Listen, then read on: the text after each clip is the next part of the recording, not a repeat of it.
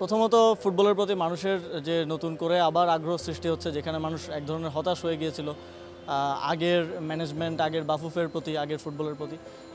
সেটা আমাদের জন্য আশা জাগেনি এবং এটা আমাদেরকে আরও কাজ করার জন্য আসলে অনুপ্রেরণা দেয় ফুটবলের জন্য কাজ করার জন্য। এবং ফুটবলের যে নতুন লিডারশিপ নির্বাচিত হয়ে এসেছেন, ওনারাও অক্লান্ত পরিশ্রম করে যাচ্ছেন বাংলাদেশের ফুটবলকে ভালো দিকে নিয়ে যাওয়ার জন্য।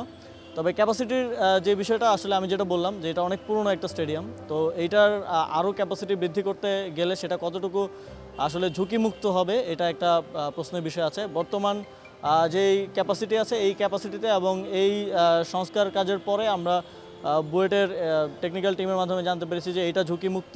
তবে এর বেশি আমার মনে হয় করার মতো ক্যাপাসিটি এই স্টেডিয়ামে করাটা একটু ঝুঁকিপূর্ণ হবে। তবে আমরা অবশ্যই দীর্ঘমেয়াদে আমাদের পরিকল্পনা থাকবে যে ঢাকা শহরের আশেপাশে একাধিক স্টেডিয়াম রাখার,